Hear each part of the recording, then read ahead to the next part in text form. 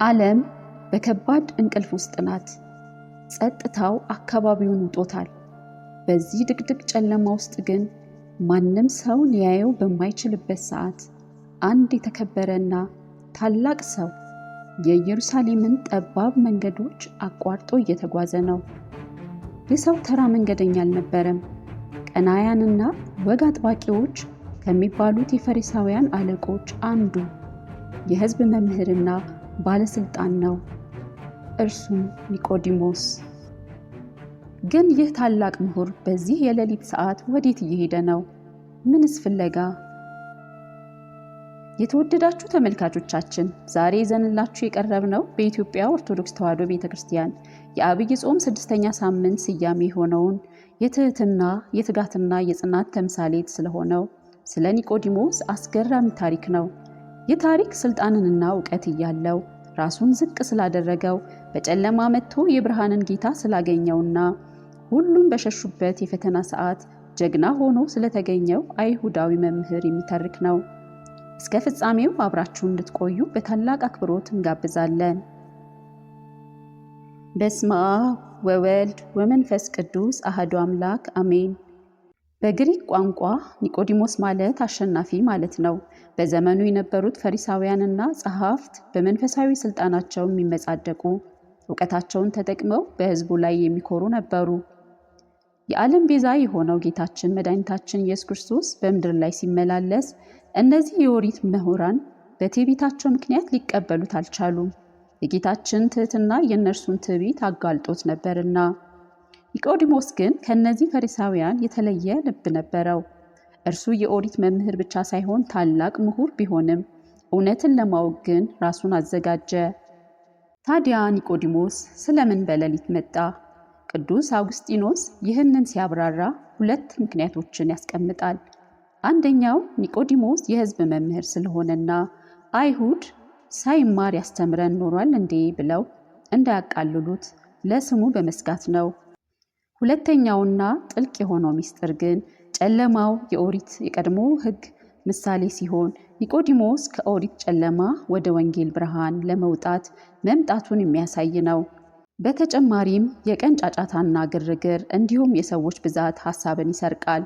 ኒቆዲሞስ ግን ከማንም ሳይረበሽ ሐሳቡን ሰብስቦ ከሕያው አምላኩ ጋር ለመነጋገር ጸጥታ የሰፈነበትን ሌሊት መረጠ።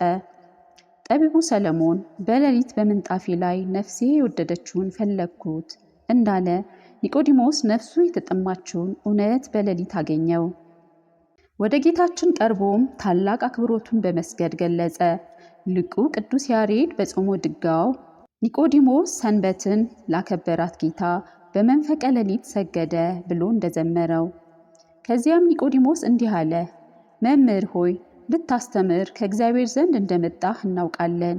እግዚአብሔር ከእርሱ ጋር ከሆነ በቀር አንተ የምታደርገውን ይህን ተአምር ሊያደርግ የሚችል የለምና አለው። ጌታችን ኢየሱስ ክርስቶስም የኒቆዲሞስን ትህትና ተመልክቶ ለምን በቀን አትመጣም ብሎ አልገሰጸውም። ይልቁንም የዘላለም ሕይወት የሚገኝበትን ታላቁን የምስጢረ ጥምቀት ትምህርት ገለጠለት። እውነት እውነት እልሃለሁ ዳግመኛ ያልተወለደ ሰው የእግዚአብሔርን መንግሥት ለማየት አይችልም አለው።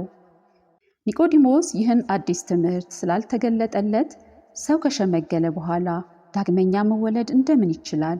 ወደ እናቱ ማኅፀን ተመልሶ ሊገባ ይችላልን? ብሎ ጠየቀ። ጌታችንም የሥጋ ልደትን ሳይሆን ከመንፈስ ቅዱስ ስለመወለድ ሲያስረዳው ከውሃና ከመንፈስ ያልተወለደ ወደ እግዚአብሔር መንግሥት ሊገባ አይችልም በማለት የውሃና የመንፈስን ጥምቀት የልጅነትን ምስጢር አስተማረው። የዚህ ምስጢር ባለቤት ለመሆን ልቦናን ከፍ ማድረግ እንደሚያስፈልግ ኒቆዲሞስ ተረዳ። ጊዜው አለፈ። ኒቆዲሞስ በዚያች ሌሊት የተከለውን የእውነት ዘር በልቡ አሳድጎታል።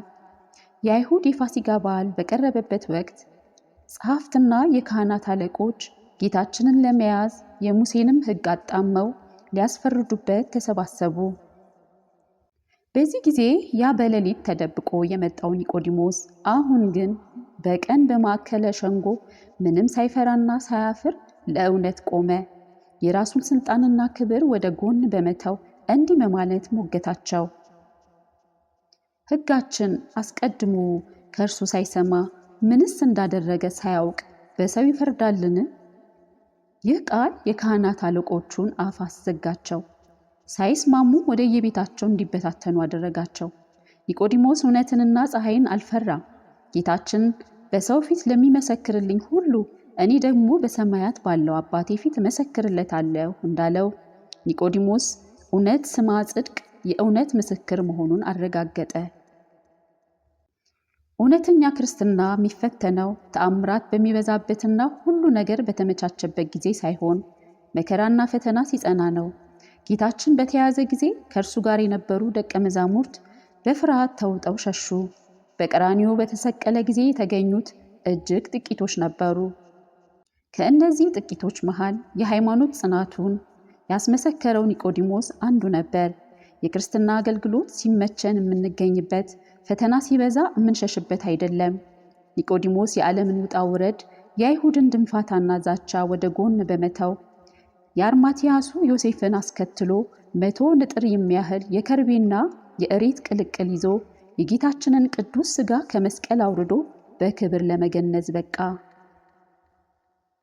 ሐዋርያት እንኳን በሸሹበት በዚያ የጭንቅ ሰዓት እናቱ ድንግል ማርያም እያለቀሰች የክርስቶስን ክቡር ሥጋ በንጹሕ በፍታ ገንዞ በአዲስ መቃብር አኖረው። በዚህም ኒቆዲሞስ ከአዲስ ኪዳን ካህናት ቀድሞ ምስጢረ ጥምቀትን እንደተማረ ሁሉ የምስጢራት አክሊል የሆነውን ምስጢረ ቁርባንንም አገኘ። ለዚህም ነው ቤተ ክርስቲያናችን በቅዳሴ ማርያም ሥጋህን እንደገነዙት እንደ ዮሴፍና እንደ ኒቆዲሞስ አድርገን እያለች የምትጸልየው።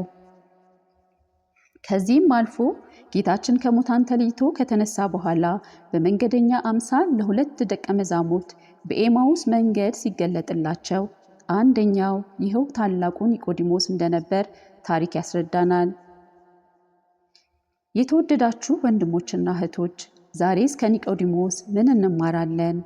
ዛሬ ብዙዎቻችን ስራ በዝቶብኛል፣ ቢዚ ነኝ፣ ጊዜም የለኝም በሚል ምክንያት ከእግዚአብሔር ቃል እንርቃለን።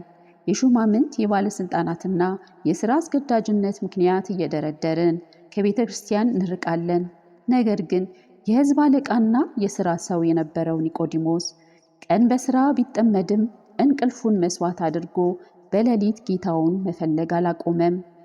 ስለዚህም እኛም በእውቀታችን በስልጣናችንና በሀብታችን ሳንታበይ ራሳችንን ዝቅ አድርገን እንማር።